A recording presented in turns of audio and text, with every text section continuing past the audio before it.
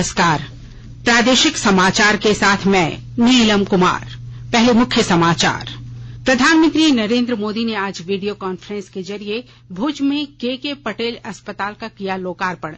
200 bed के इस अस्पताल में गरीबों को मिलेगी सुपर स्पेशियलिटी की सुविधा। केंद्र सरकार Ayushman Bharat health and wellness योजना की चौथी वर्षगांठ पर टेलीफोन परामर्श सुविधा ई संजीवनी के 1 लाख केंद्रों का कल करेगी उद्घाटन। प्रभु यीशु को सलीब पर चढ़ाए जाने की स्मृति में आज गुड फ्राइडे पूरे विश्व में मनाया जा रहा है। मौसम विभाग ने दक्षिण पश्चिम मानसून के सामान्य रहने का जारी किया पूर्वानुमान। और बेघर बच्चों का क्रिकेट विश्व कप अगले वर्ष भारत में होगा, जिसमें 16 देशों की 22 टीमें लेंगी हिस्सा। और अब समाचार विस्तार से।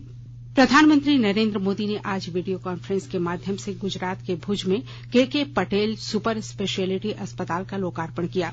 श्री मोदी ने एक ट्वीट में कहा कि इससे कच्छ में स्वास्थ्य सुविधाओं में सुधार होगा। 200 बिस्तरों का यह अस्पताल कच्छ में पहला धर्मार्थ सुपर स्पेशियलिटी अस्पताल होगा। यहां हृदय रोग चिकित्सा, विकिरण और शल्य चिकित्सा, नेफ्रोलॉजी, न्यूरोसर्जरी और जोड़ों के रिप्लेसमेंट जैसी विशेष सेवाएं कम लागत पर उपलब्ध कराई जाएंगी। केंद्र सरकार Ayushman Bharat health and wellness योजना की चौथी वर्षगांठ के अवसर पर टेलीफोन परामर्श सुविधा ई संजीवनी के 1 लाख केंद्रों का कल उद्घाटन करेगी। एक ट्वीट में स्वास्थ्य मंत्री डॉक्टर मनसुख मांडविया ने कहा कि अब आम नागरिक भी देश के बड़े डॉक्टरों से परामर्श ले सकेंगे। उन्होंने कहा कि सरकार आयुष्मान भारत के माध्यम से प्राथमिक स्वास्थ्य देखभाल नेटवर्क को मजबूत कर रही है। देश में अब तक 1,17,000 से अधिक स्वास्थ्य केंद्र संचालित किए जा रहे हैं। राज्य में त्रिस्तरीय पंचायत चुनाव के लिए कल से पहले चरण के लिए नामांकन की प्रक्रिया शुरू हो रही है। इसे लेकर सरायकेला जिला निर्वाचन पदाधिकारी सह उपायुक्त अरवा राजकमल की अध्यक्षता में पंचायत चुनाव 2022 की तैयारियों को लेकर सभी निर्वाची एवं सहायक निर्वाची पदाधिकारियों के साथ बैठक आयोजित की गई। बैठक में उपायुक्त ने पंचायत निर्वाचन के तहत सभी चुनावी प्रक्रियाओं को साफ, स्वच्छ, निष्पक्ष एवं निर्भीक होकर संपन्न कराने तथा अपने जिले की छवि, मान एवं सम्मान को बनाए रखने की अपील की। उन्होंने इसके लिए सभी कर्मियों का प्रशिक्षण निर्धारित तिथि में संपन्न कराने तथा प्राथमिकता के आधार पर सभी को अपने अपने कार्यों का निर्वहन ईमानदारी पूर्वक करने को कहा। इधर देवघर जिले में भी त्रिस्तरीय पंचायत चुनाव को लेकर आदर्श आचार संहिता पूरे जिले में प्रभावी हो चुकी है। देवघर जिले के अंतर्गत 10 प्रखंड के 194 पंचायतों में 2,458 बूथों पर मतदान किया जाना है, जिसके तहत 194 पंचायतों में मुखिया, पंचायत समिति की कुल संख्या 246 और जिला परिषद के निर्वाचन की संख्या 25 है। इसके अलावा पूरे जिले में निर्वाचन की घोषणा के साथ ही आदर्श आचार संहिता प्रभावी हो चुकी है। कोडरमा जिले में होने वाले पंचायत चुनाव के उम्मीदवारों को अनिवार्य रूप से इस बार शपथ पत्र में पिछले 5 वर्षों के लेखा जोखा का हिसाब देना जरूरी है। विस्तृत ब्यौरे के साथ हमारे कोडरमा संवाददाता। पंचायत चुनाव के घोषणा के साथ ही कोडरमा में गांव की सरकार के लिए सुगबुगाहट तेज हो गई है, लेकिन इस बार 5 वर्ष का लेखा जोखा नहीं देने वाले निवर्तमान मुखिया और प्रमुख के मंसूबों पर पानी भी फिर सकता है। 5 वर्ष के व्यय का लेखा जोखा नहीं देने पर नामांकन रद्द होने की संभावना बनेगी। निवर्तमान मुखिया, प्रमुख, जिला परिषद सदस्य को 5 वर्षों के लेखा जोखा का ब्यौरा देना आवश्यक किया गया है। खास तौर पे उनके कार्यकाल के दौरान व्यक्तिगत उपयोग एवं अभिरक्षा में रखे गए सार्वजनिक, सरकारी या ग्राम पंचायत की सामग्रियों को वापस करने की सूचना जरूरी की गई है। ऐसा नहीं किए जाने पर अनिवार्य रूप से किए गए शपथ पत्र को अपूर्ण समझा जाएगा और इससे नामांकन पत्र अस्वीकृत हो सकता है। गजेंद्र बिहारी सिन्हा, आकाशवाणी समाचार, कोडरमा। देश में अब तक की सबसे बड़ी प्रश्नोत्तरी प्रतियोगिता सबका विकास महाक्विज का कल शुभारंभ किया गया। इलेक्ट्रॉनिकी और सूचना प्रौद्योगिकी मंत्री ने कहा कि यह प्रश्नोत्तरी भारत रत्न डॉक्टर बाबा साहेब भीमराव अम्बेडकर की जयंती पर शुरू की गई है। प्रतियोगिता का शुभारंभ करते हुए इलेक्ट्रॉनिकी और सूचना प्रौद्योगिकी मंत्री अश्विनी वैष्णव ने सभी देशवासियों से इस विकास पर्व में भाग लेने की अपील की। पहली प्रश्नोत्तरी प्रधानमंत्री गरीब कल्याण अन्न योजना पर केंद्रित है। कोविड महामारी के कारण गरीबों की जिंदगी में आई चुनौतियों को कम करने के उद्देश्य से यह योजना शुरू की गई है। प्रतियोगिता इस महीने की 28 तारीख तक जारी रहेगी। इस प्रश्नोत्तरी में 20 प्रश्न होंगे, जिनके उत्तर 300 सेकंड में देने होंगे। प्रतियोगिता 12 भाषाओं अंग्रेजी, हिंदी, असमिया, बांग्ला, गुजराती, कन्नड़, मलयालम, मराठी, उड़िया, पंजाबी, तमिल और तेलुगु में होगी। अधिक अंक हासिल करने वाले अधिकतम 1000 भागीदार प्रत्येक प्रश्नोत्तरी में विजेता चुने जाएंगे। मंत्रालय ने कहा कि प्रत्येक विजेता को 2000 रुपए दिए जाएंगे। इस प्रश्नोत्तरी में www.mygov.in पर भाग लिया जा सकता है। अमृत महोत्सव के तहत आकाशवाणी के साप्ताहिक क्विज में आइए आप भी शामिल हों। आजादी के 75 वर्षों का पर्व अमृत महोत्सव प्रत्येक बुधवार शाम 7 बजे प्रसारित होने वाले प्रादेशिक समाचार के दौरान पूछे गए प्रश्न का सही उत्तर देने वाले एक प्रतिभागी इनाम का हकदार होगा। इसके लिए सुनते रहें आकाशवाणी रांची का प्रसारण।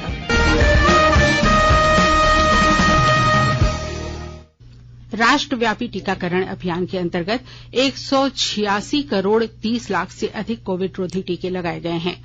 स्वास्थ्य मंत्रालय ने बताया कि कल 6,66,000 टीके लगाए गए। इसी दौरान 949 नए मामलों की पुष्टि हुई। स्वस्थ होने की दर 98.76% है। देश में अब तक 83 करोड़ 11 लाख कोविड नमूनों की जांच की गई। पिछले 24 घंटों के दौरान 3,67,000 नमूनों की जांच की गई। केंद्र सरकार ने राज्यों और केंद्र शासित प्रदेशों को अब तक 192 करोड़ 27 लाख से अधिक कोविड रोधी टीके निःशुल्क उपलब्ध कराए हैं। स्वास्थ्य मंत्रालय ने बताया है कि 20 करोड़ 69 लाख टीके अब भी उनके पास शेष हैं। केंद्रीय विद्यालय संगठन ने विशेष प्रावधानों के तहत विद्यालय में प्रवेश पर रोक लगा दी है। इन विशेष प्रावधानों में सांसद कोटे से प्रवेश भी शामिल है। केवीएस के दिशा निर्देशों के अनुसार अगले आदेश तक विशेष प्रावधानों के अंतर्गत विद्यार्थियों के प्रवेश रोकने का निर्णय लिया गया है। राज्यसभा सांसद और भारतीय जनता पार्टी के नेता सुशील कुमार मोदी ने इस फैसले का स्वागत किया है।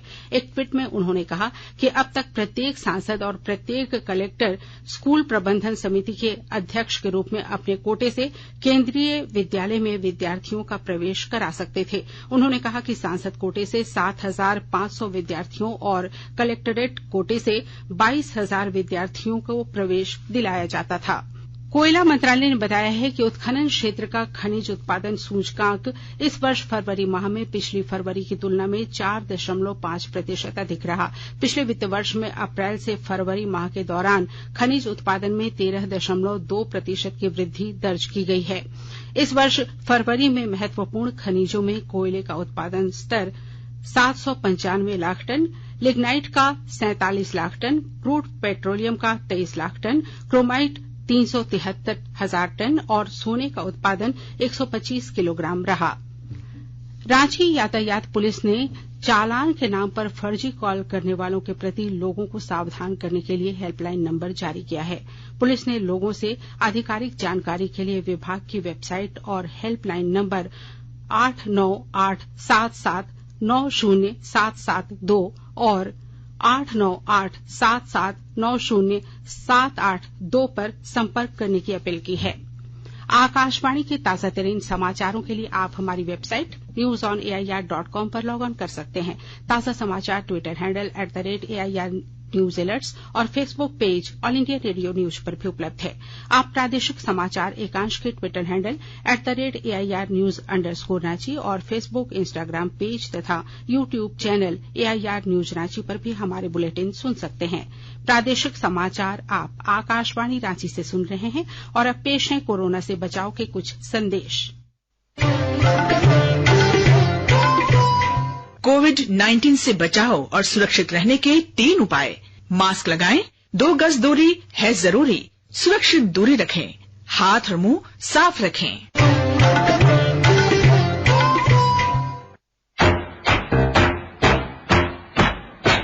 चलो एक शुरुआत करें, चलो एक फैसला आज करें, मास्क नहीं तो टोकेंगे, कोरोना को रोकेंगे, चलो एक वादा करते हैं, चलो एक वादा करते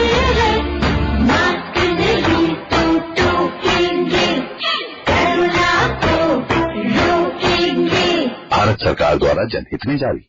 प्रादेशिक समाचार में आपका एक बार फिर से स्वागत है। आज गुड फ्राइडे है। प्रभु ईसा मसीह को सलीब पर चढ़ाए जाने की स्मृति में यह दिन मनाया जाता है। इसी दिन प्रभु यीशु ने मनुष्यता को पापों से मुक्ति दिलाने के लिए अपना जीवन उत्सर्ग किया था। गुड फ्राइडे पर लोग मानवता और आपसी भाईचारे को सुदृढ़ करने का संकल्प लेते हैं। प्रभु यीशु के पुनर्जीवित होने के उपलक्ष्य में रविवार से ईस्टर समारोह शुरू हो जाएंगे। इस अवसर पर राजधानी रांची सहित विभिन्न जगहों पर प्रार्थना सभाएं आयोजित की गई हैं, जिसमें ईसाई धर्मावलंबी यीशु के दुख भोग और क्रूस मृत्यु का स्मरण करेंगे। प्रार्थना सभाओं में विशेष रूप से ईसा मसीह के क्रूस से बोले गए 7 वचनों का स्मरण और चिंतन किया जाएगा। इसके पूर्व कल मसीही विश्वास के आधार पर विशेष दिन पुण्य बृहस्पतिवार का स्मरण किया गया, जिसमें मसीहियों ने पवित्र साक्रामेंट को ईसा मसीह द्वारा स्थापित किए जाने के विषय को जाना।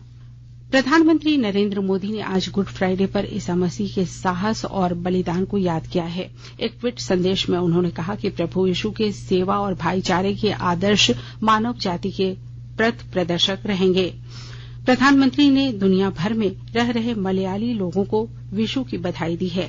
अपने ट्वीट संदेश में उन्होंने कामना की है कि आने वाला वर्ष प्रसन्नता और स्वास्थ्यदायी हो। श्री मोदी ने देशवासियों को पोइला बैशाख पर बधाई दी है। एक ट्वीट संदेश में उन्होंने कहा कि यह विशेष अवसर अनूठी बंगाली संस्कृति का प्रतीक है। उन्होंने आशा व्यक्त की कि आने वाला वर्ष उमंग, शांति और खुशहाली का होगा। कोडरमा जिले में वायरल वीडियो के बाद बिगड़े माहौल और तनावपूर्ण स्थिति पर नियंत्रण पाने की कोशिश की जा रही है। फिलहाल जिले में तनाव की स्थिति को देखते हुए अपर महानिदेशक एवी होमकर, बोकारो पुलिस महानिरीक्षक असीम विक्रांत मिंज और पुलिस उप महानिरीक्षक नरेंद्र सिंह कोडरमा में कैंप कर पूरी स्थिति पर नजर रखे हुए हैं। इस मामले में अब तक पुलिस ने हालात बिगाड़ने के लिए जिम्मेदार 28 लोगों को गिरफ्तार कर जेल भेज दिया है। वहीं इस मामले में केंद्रीय शिक्षा राज्य मंत्री अन्नपूर्णा देवी ने मामले की निष्पक्ष जांच की मांग की है। सरायकेला जिले के आदित्यपुर थाना क्षेत्र अंतर्गत स्वर्णरेखा परियोजना के आवासीय कॉलोनी स्थित सी ब्लॉक के क्वार्टर नंबर 39 की रहने वाली स्वर्ण रेखा चांडिल कॉम्प्लेक्स में पदस्थापित महिला कर्मचारी की हत्या अज्ञात व्यक्ति ने कर दी है। मृतका की नौकरी अनुकंपा के आधार पर हुई थी। फिलहाल पुलिस ने शव को कब्जे में ले लिया है और मामले की जांच कर रही है। भारतीय मौसम विभाग के अनुसार देश में इस वर्ष भी सामान्य मानसून रहेगा।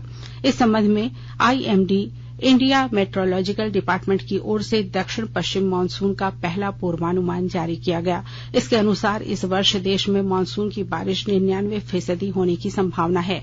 आईएमडी के अनुसार दक्षिण पश्चिम मानसून जुलाई से सितंबर महीने तक पूरे देश में सामान्य रहेगी। वहीं भूमध्य रेखीय प्रशांत क्षेत्र में ला नीना की स्थिति होगी, जो मानसून के दौरान जारी रहेगी। मानसून का दूसरा पूर्वानुमान मौसम विभाग मई महीने के अंत तक जारी करेगा। बेघर बच्चों का क्रिकेट विश्व कप अगले वर्ष सितंबर में भारत में आयोजित होगा। इसमें 16 देशों की 22 टीमें हिस्सा लेंगी।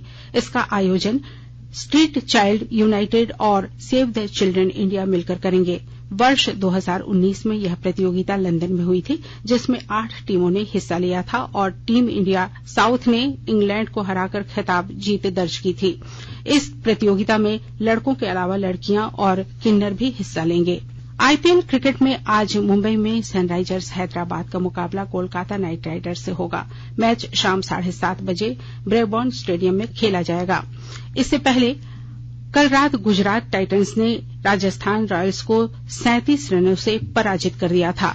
193 रन के लक्ष्य के जवाब में राजस्थान रॉयल्स निर्धारित 20 ओवर में 9 विकेट पर 155 रन ही बना सकी। 5 मैचों में चौथी जीत के साथ गुजरात टाइटंस तालिका में शीर्ष पर पहुंच गया है, जबकि अपना दूसरा लीग मैच हारकर राजस्थान रॉयल्स तालिका में तीसरे स्थान पर खिसक गया है। और अब अंत में मुख्य समाचार एक बार फिर। प्रधानमंत्री नरेंद्र मोदी ने आज वीडियो कॉन्फ्रेंस के जरिए भुज में केके पटेल अस्पताल का किया लोकार्पण। 200 बेड के इस अस्पताल में गरीबों को मिलेगी सुपर स्पेशलिटी की सुविधा। केंद्र सरकार Ayushman Bharat health and wellness योजना की चौथी वर्षगांठ पर टेलीफोन परामर्श सुविधा ई संजीवनी के 1 लाख केंद्रों का कल करेगी उद्घाटन। प्रभु यीशु को सलीब पर चढ़ाए जाने की स्मृति में आज गुड फ्राइडे पूरे विश्व में मनाया जा रहा है। मौसम विभाग ने दक्षिण पश्चिम मानसून के सामान्य रहने का जारी किया पूर्वानुमान। और बेघर बच्चों का क्रिकेट विश्व कप अगले वर्ष भारत में होगा, जिसमें 16 देशों की 22 टीमें लेंगी हिस्सा। इसके साथ ही आकाशवाणी रांची से प्रादेशिक समाचार का ये बुलेटिन समाप्त हुआ। नमस्कार।